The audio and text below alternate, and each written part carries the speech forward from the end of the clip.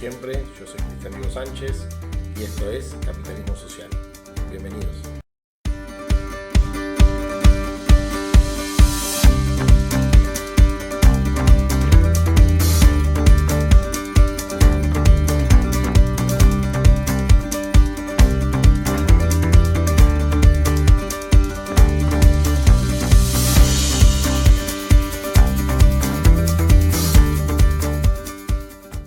Hacer la segunda entrega de los videos que habíamos prometido en nuestro avance.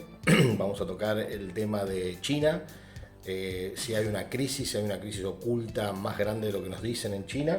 Vamos a tocar un poco el tema de Estados Unidos también, qué es lo que está pasando, cómo afectó el gobierno de Trump a Estados Unidos y cómo está afectando el gobierno de Biden en la actualidad y cómo va a afectar en el futuro a Estados Unidos estas políticas. Pero bueno, antes que nada, quiero agradecer nuevamente el acompañamiento de todos ustedes a nuestros videos, a nuestro espacio. Son muchas las visualizaciones que estamos teniendo, gracias a los amigos españoles que nos acompañan. El fin de semana estuvimos ahí en una reunión y bueno, la pasamos muy bien y me hicieron saber que seguían el canal y bueno, nos da mucho orgullo y mucha alegría que así sea. Como dicen aquí en España, nos da mucha ilusión que nos acompañen, así que muchísimas gracias. Gracias a todos, suscríbanse porque ven mucho los videos pero no se están suscribiendo todos. Hagan los deberes, suscríbanse, denle like, pongan ahí la campanita, así podemos llegar a muchas más cabecitas alrededor del mundo. Bueno, básicamente vamos a empezar con el tema adeudado. Solamente una fe de ratas del anterior video, cuando hablamos del presupuesto y demás. Un pequeño comentario, cuando hablamos del 2001, yo dije que Brasil había devaluado en el año 2000, devaluó exactamente, pero en el año 99. En enero del 99, Brasil devalúa. A Menem lo aconsejan que acompañe esa devaluación, no lo hace y después sí, el video es todo como dijimos. Así que bueno, dicho esto, empezamos con el tema. Bueno, todos saben que China vive un régimen comunista, un régimen dictatorial, desde siempre, desde milenios atrás, ¿sí? ¿Qué pasa? El régimen chino se dio cuenta que estaba el 90% de su población inmerso en una más que problemática y extrema pobreza. Básicamente vivían en el 1600 a nivel tecnológico y a nivel sociedad. Esto implicaba que la gente, bueno, nada, vestía con trapos, andaba con suecos de madera, comían arroz, todo lo que ya sabemos, la decadencia que había traído el régimen comunista a China. Sin mencionar que en la época de Mao, el régimen comunista costó 50 millones de víctimas, es decir, 50 millones de muertes le costó a China el régimen totalitario comunista en la época de Mao. Bien, entrado el siglo XXI, bueno, se ven que esto realmente era un problema, entonces deciden abrir su economía a políticas capitalistas, lo que hoy se conoce como capitalismo de Estado. ¿Qué es básicamente el capitalismo de Estado? Bueno, justamente esto. El régimen comunista no quería perder y no quiere perder el control sobre su población, el manejo de los medios, el manejo de la comunicación, etcétera, etcétera, todo lo que sabemos que conlleva un régimen totalitario, que puede ser de derecha o de izquierda, ¿sí? Porque sabemos todos que los extremos se unen, entonces da lo mismo un régimen totalitario de izquierda o de derecha. En la práctica, estos terminan adoptando políticas muy similares en muchos aspectos. Por ejemplo, en seguridad extrema, en espiar a sus habitantes, etcétera, etcétera. Bien, toma nota de esta pobreza extrema China, entonces adopta lo que se llama capitalismo de Estado. Básicamente adopta ciertas políticas del capitalismo para llevar adelante en su economía, como para movilizar la economía y tratar de generar riqueza. Básicamente lo que hace es, usted sabe que las empresas en China antiguamente eran todas estatales, entonces lo que hace es implementar lo que ya había iniciado Japón a principios del siglo XX, que fue la conocida como retroingeniería. ¿Qué es la retroingeniería? Bueno, tomar productos terminados, sobre todo de tecnología, sobre todo de metalmecánica, desarmarlos por completo, copiar exactamente pieza por pieza de esos productos y ensamblarlos. Y básicamente hacer réplicas, que sabemos que la economía china mucho tiempo se dedicó exclusivamente a eso, a copiar modelos ya existentes.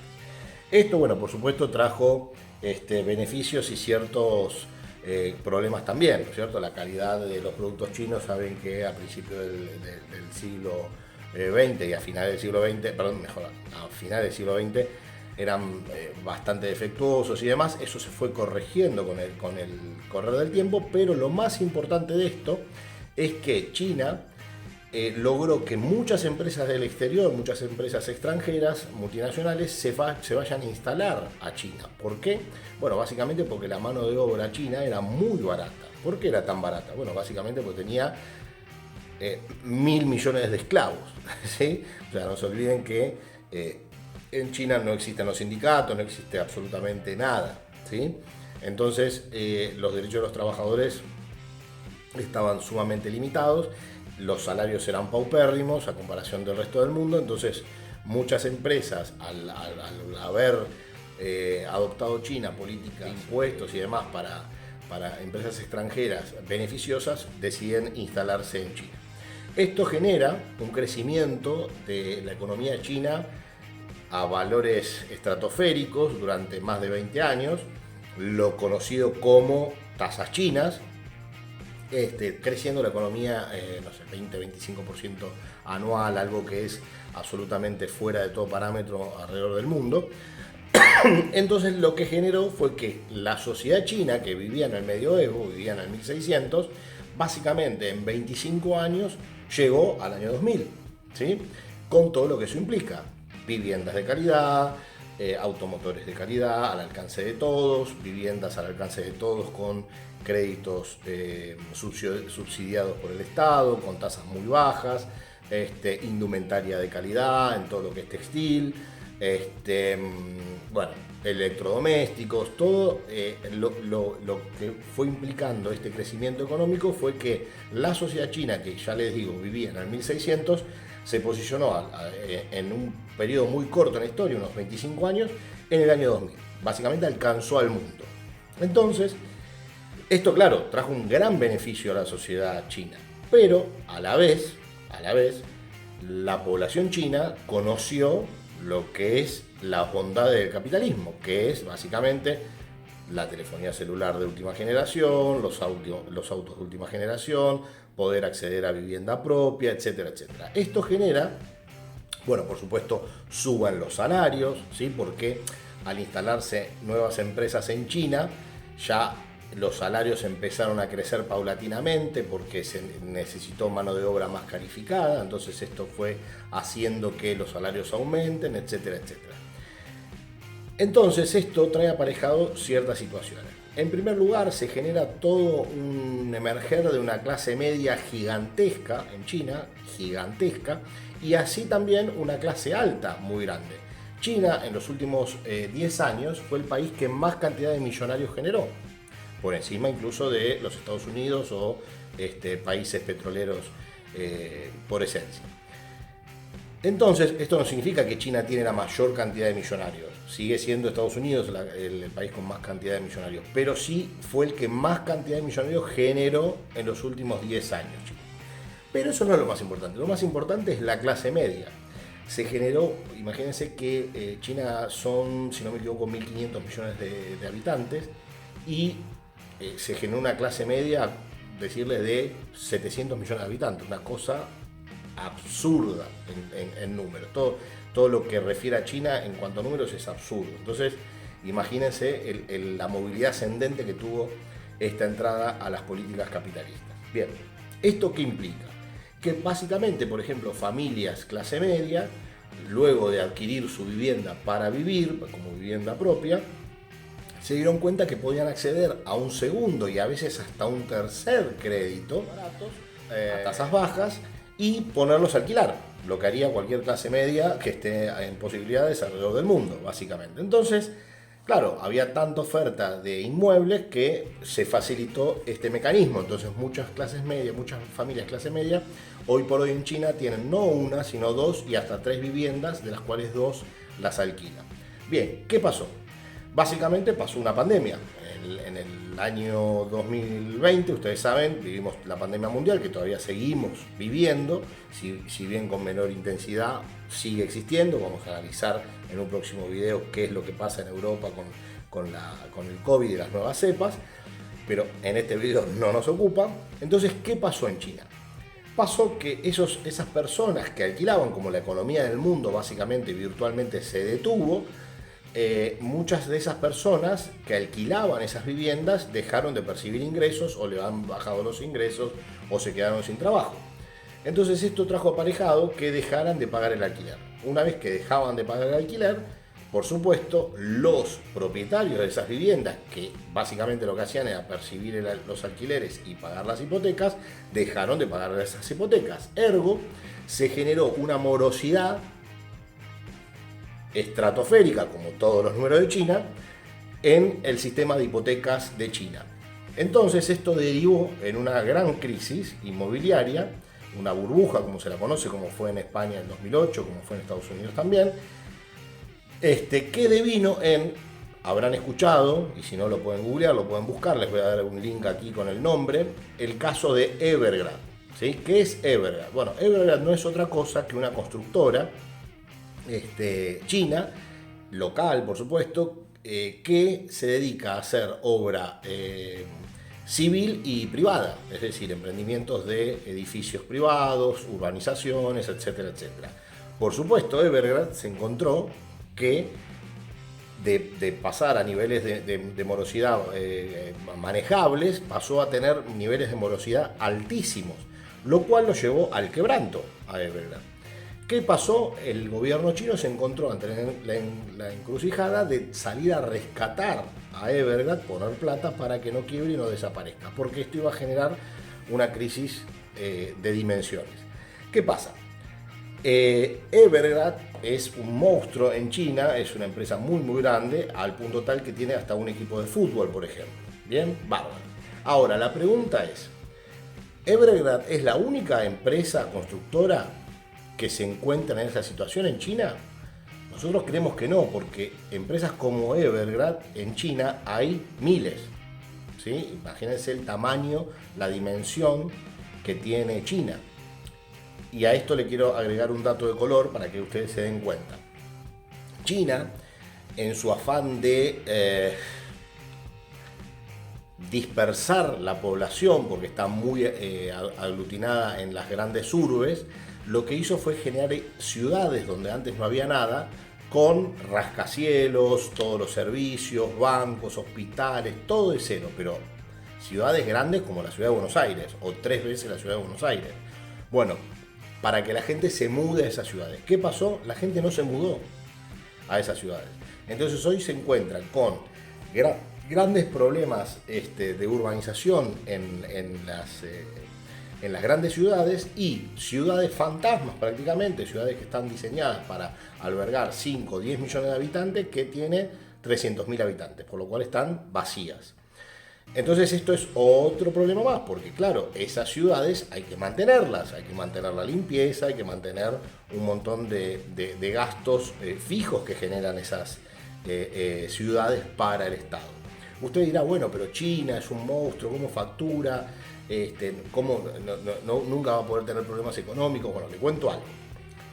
Este tema, este crecimiento social ascendente que tuvo la comunidad china, la sociedad china, no solo generó este tema inmobiliario, sino que los chinos, como empezaron a ganar sueldos más altos, entraron en una circunstancia que pasa en todas partes del mundo, que hay trabajos que ya no quieren realizar.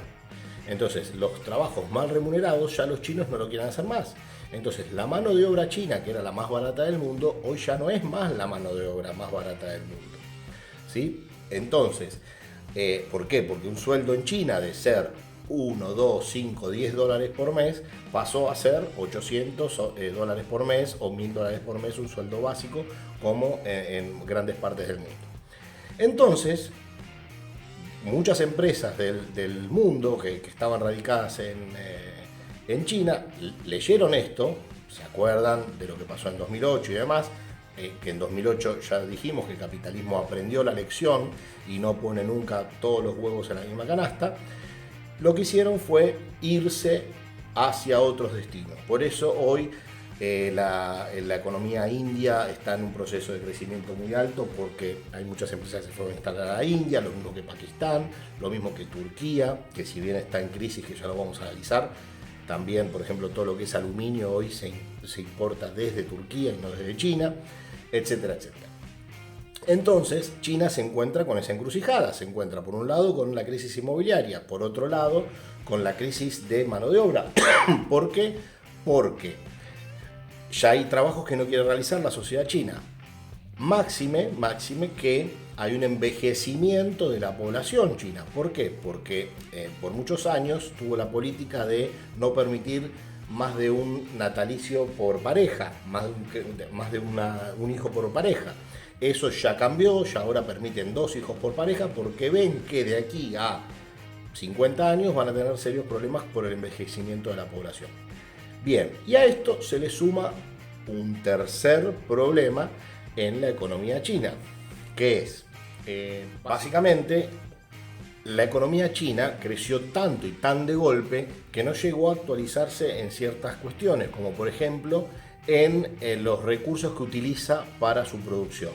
¿Qué significa esto? Por ejemplo, el principal recurso que utiliza China para su producción como combustión es el carbón, ¿sí? Por eso es el principal contaminante del mundo, junto con los Estados Unidos, que también sigue utilizando carbón alrededor del mundo. ¿Qué pasa? Hoy por hoy, la mayoría de las naciones del mundo están firmando acuerdos para ir hacia contaminación cero, para no utilizar recursos muy contaminantes en la producción, etcétera, etcétera. De lo cual China, por supuesto, queda afuera. Entonces esto se explica de una manera muy simple.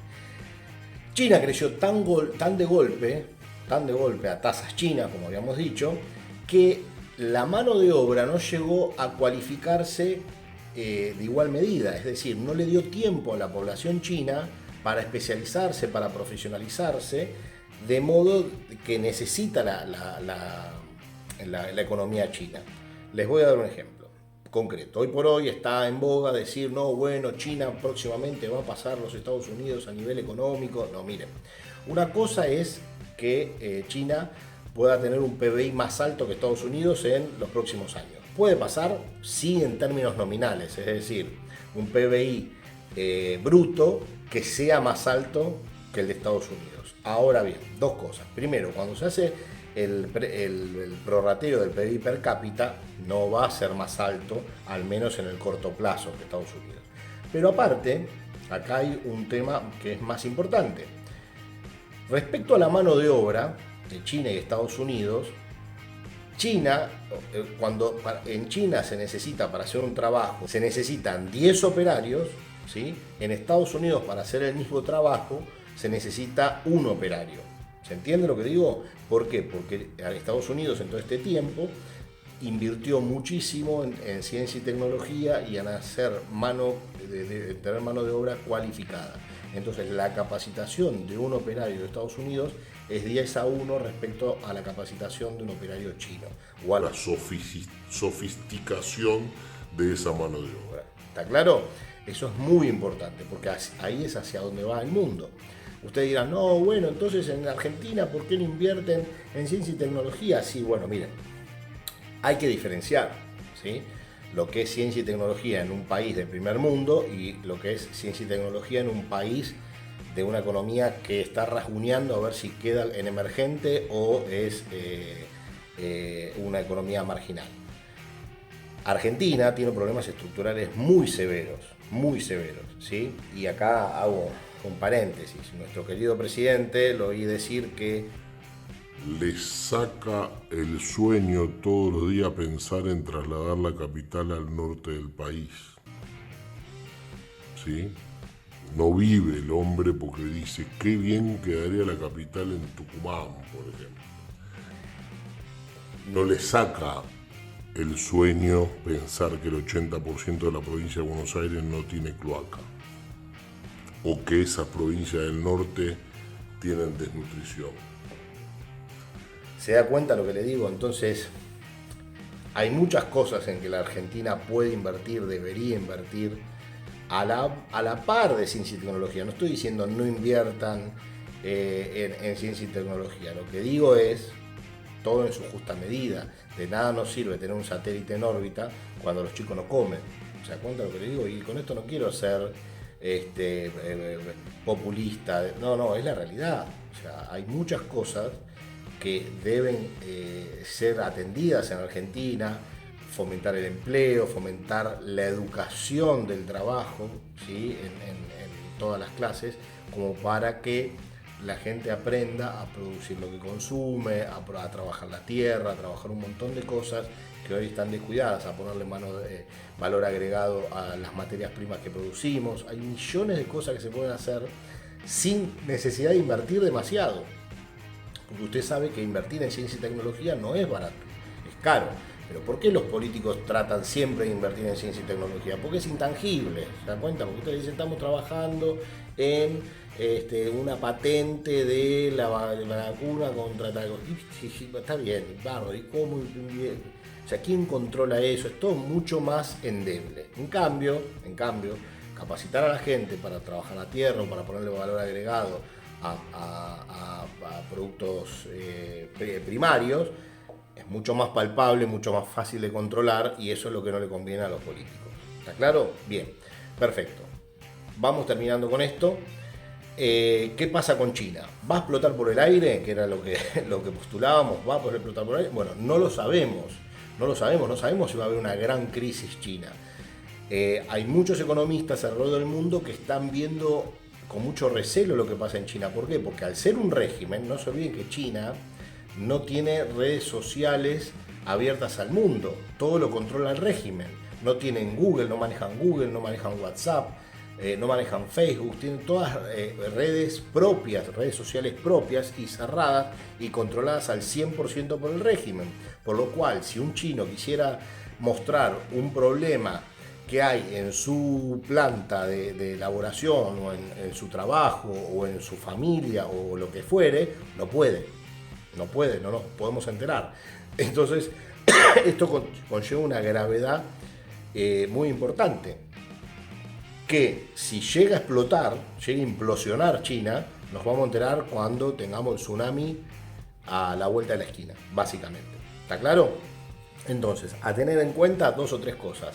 China hoy técnicamente está en recesión. ¿Por qué? Porque venía creciendo a tasas del 20-25% anual y hoy está creciendo al 5, 6, 7% anual. ¿Es un montón? Sí, es un montón. Es un montón para el resto del mundo, no es un montón para China. Técnicamente, por digo, técnicamente está en recesión, porque si durante 10 años China viene creciendo al 20% anual y baja a crecer 10% anual, esos 10 puntos es recesión. ¿Está claro? Por más que siga creciendo. Y más una economía del tamaño de China. Entonces, atentos. ¿Qué pasa con ese crecimiento? ¿Qué pasa con el régimen? Les sugiero que miren páginas de China, páginas de... Ustedes van a decir que estoy loco, puede ser, sí, más de uno sabe que estoy loco, pero yo miro por curiosidad páginas de moda de China, de tendencias en China y demás, porque yo pienso, esto es un régimen totalitario, y veo, por ejemplo, personas del mismo género tomados de la mano por la calle, dándose besos, vestidos de una manera, las mujeres muy provocativas, los hombres vestidos como mujeres, lo cual a mí no me alarma, pero no nos olvidemos que China es un régimen totalitario, ¿se da cuenta? Y que entre los 50 millones de chinos que mató Mao, había homosexuales, mujeres que eran más para el régimen exhibicionistas, que bueno, osaban ponerse falda, por ejemplo, y los mataban, perseguidos religiosos, etcétera, etcétera. Entonces, hay que ver cómo reacciona el régimen totalitario chino. No nos olvidemos de algo, Alibaba, que es la empresa más importante, o fue hasta hace unos años, la empresa más grande de China, su CEO osó querer crear una criptomoneda para desafiar el yuan chino, o sea, no estar conforme con cierta política económica china de restricción, y básicamente desapareció durante meses. No se lo vio más en público, no estuvo más en redes sociales, no estuvo más en conferencias, no estuvo más en ningún lado. Básicamente todo el mundo sabe intrínsecamente que fue secuestrado por el régimen, y vaya a saber lo que le hicieron para hacerle entender que tenía que bajar su perfil. Entonces son situaciones muy delicadas y que tenemos que tener en cuenta, y tenemos que tener mucha atención a lo que puede pasar en China, porque claramente si China colapsa, va a colapsar en mayor o menor medida, si bien el mundo capitalista entendió cómo funciona y no depende al 100% de China, va a ser un cimbronazo fuerte para toda la economía mundial. Cosas a tener en cuenta: jugadores de fútbol de equipos chinos están saliendo de los equipos chinos por falta de pago, por ejemplo, algo que nunca se vio. Por ejemplo, atentos a ver si aparece algún otro Evergrande por ahí dando vuelta, que amerite un rescate también del gobierno chino. Y por ejemplo, aquel que se dedique a comercio exterior sabrá que hay escasez de contenedores, hay escasez de microchip, ahí empieza a haber ciertas escaseces de productos que venían de China, complicaciones con las entregas, etc. Esas son todas señales que hay que estar atento, porque quizás nos estén diciendo algo. ¿Cómo afecta esto a la economía cotidiana? Bueno, no nos va a afectar. En Argentina tenemos tanto problema que no hace falta pensar mucho en los problemas chinos. Pero bueno, hay que estar atentos. Bien, bárbaro. Paréntesis, para terminar este video, voy a hablar un poquito de Estados Unidos, de lo que está pasando. Básicamente, Donald Trump, cuando asumió, yo dije, para mí es un populista de derecha y está equivocado en lo que quiere hacer. Él quiso hacer crecer la economía a niveles muy altos. Yo no estaba de acuerdo, porque el secreto de la economía americana fue crecer durante 200 años a tasas del 1 o 2% anual, ¿sí? Ese es el secreto, justamente para no entrar en recesión, para no frenar la economía, para ver siempre un constante crecimiento, etcétera, etcétera. ¿Qué hizo Trump? Aceleró el crecimiento.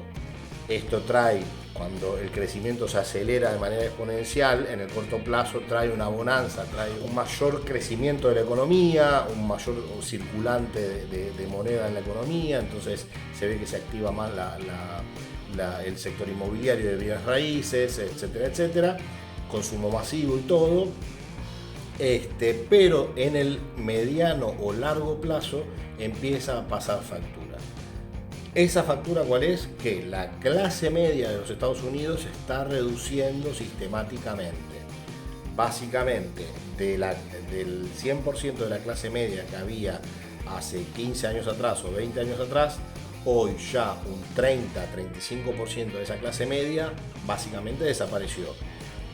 ¿De qué manera? Un porcentaje menor pasó a la clase más alta y la mayor parte pasó a clase baja o media baja.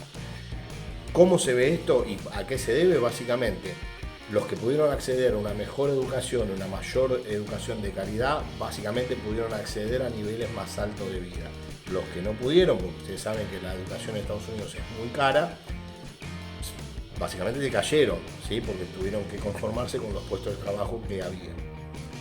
A la vez, hay un problema también de empleo en Estados Unidos, que hay trabajos que no quieren realizar los americanos. Entonces, extranjeros ocupan fuentes de trabajo que los americanos no quieren ocupar. Esto es realmente un problema. Estados Unidos ahora está atravesando un proceso inflacionario que, si bien no es muy alto, es un 6% anual, para Estados Unidos es muy alto, porque no están acostumbrados. Lo que hicieron fue inyectar dinero a la economía con la llegada de Biden para reactivar post pandemia la economía. El secreto es que no se enamoren de eso, porque Estados Unidos viene de manera muy gradual y muy pequeña aumentando el circulante de moneda desde hace muchísimos años.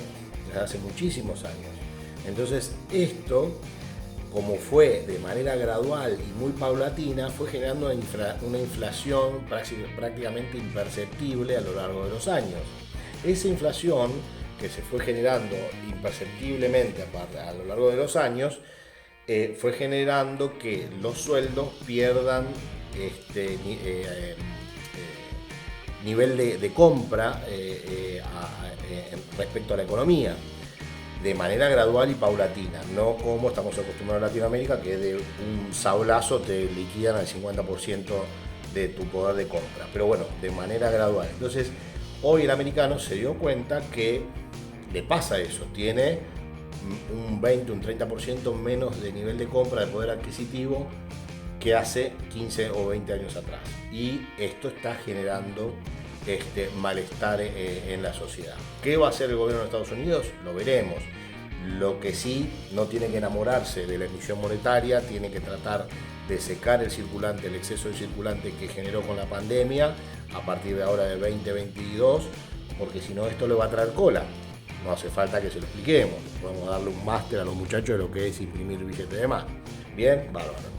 ¿Qué pasa con Europa? Y ya redondeo. Bueno, algo similar. Europa, desde hace 30 años atrás, te explican y mayormente de 20 años acá, que los precios aumentaron un 30%. Por año no, en 20 años, ¿está claro? Entonces, la leche hoy vale 1 euro y hace 20 años valía 70 centavos, ¿sí? Bien, eso para la sociedad, por ejemplo, española, es un escándalo. ¿Se dan cuenta? Porque básicamente, y lo más importante, es que los sueldos, si bien van ajustándose gradualmente, no se ajustaron ese 20 o 30% en los últimos 20 años, están por detrás. Entonces esto genera un escándalo, genera un malestar, etcétera, etcétera. Pero ese no es el problema más importante. El problema más importante es que ahora con la pandemia se inyectó muchísima y se sigue inyectando muchísima cantidad de dinero en toda la comunidad europea, ¿sí? Lo cual está generando un proceso inflacionario de también un 4,5-5% anual, ¿sí? Por ejemplo, aquí en España es un 5% anual, 4,5%. Supuestamente ya están generando políticas para secar la plaza de moneda. Gracias a Dios. Acá tienen, yo siempre le digo a los españoles, porque los españoles, le cuento, y los que me están mirando saben que es así, cuando hablan de Argentina, que todos siempre dicen lo mismo, nosotros no podemos entender cómo Argentina está así, Argentina para nosotros siempre fue parte de Europa, es imposible verla así, etcétera, etcétera. Dicen ellos, España va camino a ser Venezuela, va camino a ser Argentina, va camino a... Y yo le digo, miren, las políticas que yo veo que toman en ciertos aspectos están absolutamente equivocadas, sobre todo los muchachos que están ahora gobernando, que si Dios quiere en 1 o 2 años marchan, porque son un desastre. Básicamente, no tengo nada contra los Cumpa, pero tiene un asesor, Echenique, muchacho que tiene capacidades diferentes, está en su silla de ruedas, que es peronista, es argentino y peronista. No hace falta que agregue nada más, ¿verdad? Bien. Entonces, una de las ideas que le sugirió este muchacho Echenique al gobierno de España fue que vaya a la Comunidad Europea, al Banco Europeo, a pedir autorización para imprimir billetes. ¿Escucharon eso, no? Fueron al Banco Central Europeo a pedir permiso para imprimir billetes. Imagínense la respuesta. Lo sacaron... obviamente dijeron, no muchachos, vayan. Sí, el gobierno europeo, la Asamblea Europea hizo una partida de dinero destinada a reactivar la economía luego de la pandemia, lo que generó, por ejemplo, que en España se recupere el PBI a niveles anteriores a la pandemia. Acá claramente no dicen, creció un 10% la economía. Dice, estamos recuperando lo perdido, como debe ser, no como en Argentina. Dice, estamos creciendo al 10%, al 9%. Bueno, la economía cayó un 12%. O sea, imagínense que creciendo al 10% en el 2021 Argentina, el PBI per cápita y el PBI en tamaños absolutos está a la altura del 2011. ¿Está claro? Entonces, bien. Acá dicen, con propiedad, estamos recuperando lo perdido. Bien, vale, perfecto. Pero ¿qué pasa? Algo importante. Lo que yo veo es que, por ejemplo, en España no se está utilizando esos recursos que la Unión Europea destina para inversión, por ejemplo, en ciencia y tecnología. Algo muy importante. Los otros días veía un documental muy interesante que en Silicon Valley hay un científico español que fue el principal desarrollador, junto con un equipo por supuesto, pero tuvo un papel preponderante en el diseño y desarrollo del ordenador cuántico, que es lo que se viene en el futuro, que ahora no vamos a hablar de eso porque ni yo lo tengo muy claro. Pero cuando fueron a la universidad donde estudió este científico español, los estudiantes decían, nosotros estudiamos y tenemos claro que nos tenemos que ir a trabajar a otro país. ¿Por qué? Porque España no hace la debida inversión en ciencia y tecnología. Por ejemplo, en la Unión Europea, los países que más invierten en ciencia y tecnología, y esto se ve reflejado en cantidad de patentes anuales, registro de patentes, de invenciones anuales, son Alemania y segundo Italia. España aparece en lugares bastante más relegados. Y es una pena porque tiene los recursos, pero este gobierno que ahora está de turno, ¿qué hace?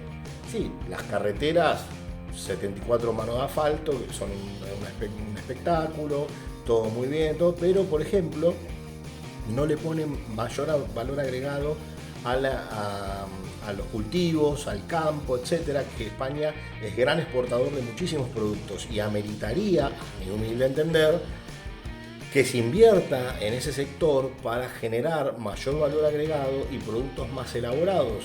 Y por ejemplo, que la naranja de España, que es número 1 del mundo, o la mandarina, que es número 1 del mundo, no se deje pudrir en los árboles porque sale más caro descolgarla que lo que sale producirla. Entonces, ahí es donde creo que debería invertir el gobierno español y la economía española.